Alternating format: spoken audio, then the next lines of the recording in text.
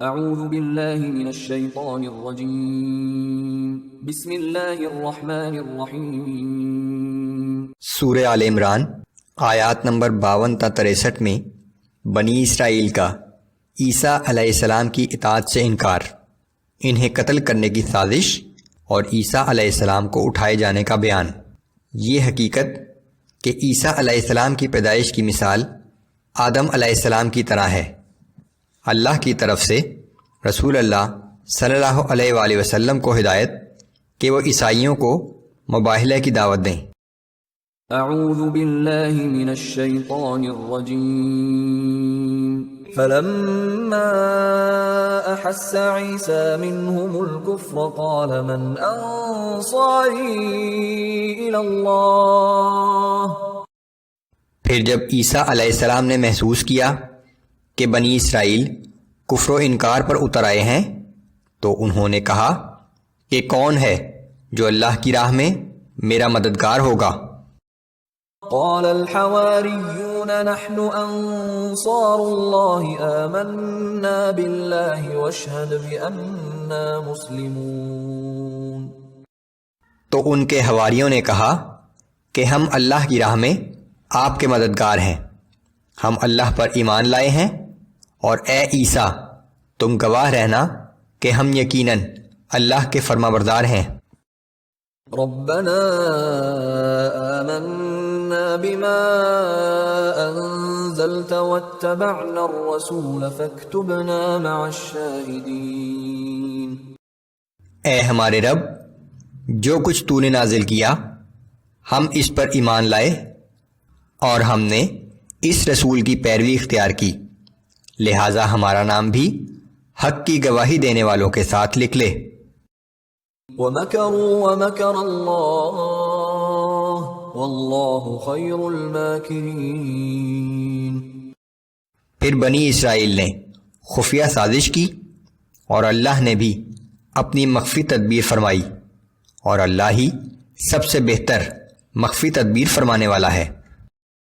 اذ قال اللہ یا عیسیٰ انی متوفیک ورافعک الی ومطہرک من الذین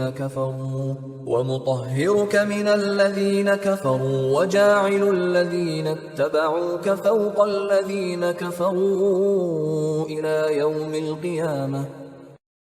اور وہ وقت یاد کرو جب اللہ نے فرمایا کہ اے عیسیٰ، بے شک میں تمہیں اپنے پاس بلانے والا ہوں اور اپنی طرف آسمان پر اٹھانے والا ہوں، اور تمہیں کافروں کی تہمتوں سے نجات دلانے والا ہوں، اور تمہاری پیروی کرنے والوں کو تمہارے منکروں پر قیامت تک برتری دینے والا ہوں۔ ثم الی مرجعکم فاحکم بینکم فیما کنتم فیہ تختلفون۔ پھر تم سب کو میری ہی طرف لوٹ کر آنا ہے، اس وقت میں ان باتوں کا فیصلہ کر دوں گا جن باتوں میں تم اختلاف کرتے تھے۔ فَأَمَّا الَّذِينَ كَفَرُوا فَأُعَذِّبُهُمْ عَذَابًا شَدِيدًا فِي الدُّنْيَا وَالْآخِرَةِ وَمَا لَهُم مِّن نَّاصِرِينَ۔ پھر جن لوگوں نے کفر کیا انہیں دنیا میں بھی اور آخرت میں بھی سخت عذاب دوں گا، اور ان لوگوں کا کوئی بھی مددگار نہ ہوگا۔ وَأَمَّا الَّذِينَ آمَنُوا وَعَمِلُوا الصَّالِحَاتِ فَيُوَفِّيهِمْ أُجُورَهُمْ وَاللَّهُ لَا يُحِبُّ الظَّالِمِينَ۔ اور جو لوگ ایمان لائے اور نیک عمل کرتے رہے تو انہیں ان کے اعمال کا پورا پورا اجر دیا جائے گا، اور اللہ ظالموں کو پسند نہیں کرتا۔ ذَلِكَ نَتْلُوهُ عَلَيْكَ مِنَ الْآيَاتِ وَالذِّكْرِ الْحَكِيمِ۔ یہ باتیں جو ہم آپ کو پڑھ کر سناتے ہیں یہ نشانیاں ہیں اور حکمت والی نصیحت ہے۔ ان مثل عیسیٰ عند اللہ کمثل آدم خلقه من تراب ثم قال له كن فيكون۔ بے شک اللہ کے نزدیک عیسیٰ علیہ السلام کی مثال آدم علیہ السلام کی طرح ہے، جسے اس نے مٹی سے بنایا، پھر اسے فرمایا ہو جا تو وہ ہو گیا۔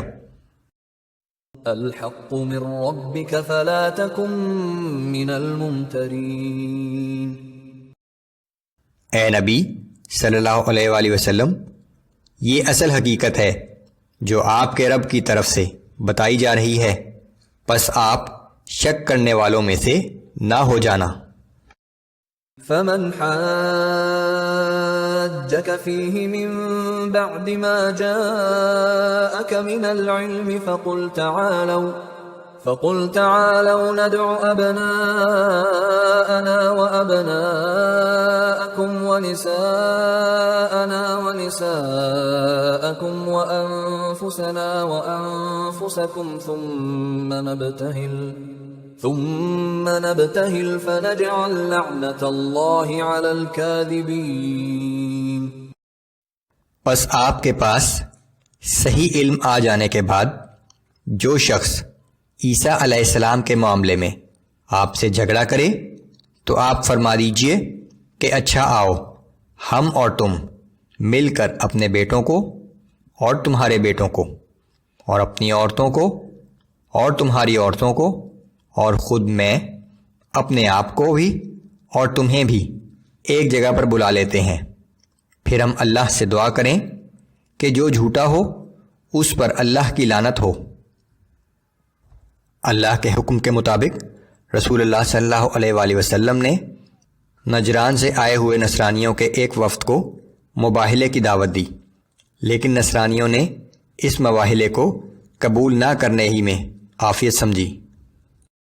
ان هذا لهو القصص الحق وما من اله الا الله وان الله لهو العزيز الحكيم۔ بے شک جو کچھ بیان ہوا یہی سچ ہے، اور اللہ کے سوا کوئی بھی عبادت کے لائق نہیں، اور بے شک اللہ ہی بڑا زبردست اور بہت حکمت والا ہے۔ فَإِن تَوَلَّوْا فَإِنَّ اللَّهَ عَلِيمٌ بِالْمُفْسِدِينَ۔ پھر اگر وہ لوگ اعراض کریں تو یقیناً اللہ فساد کرنے والوں کو خوب جانتا ہے۔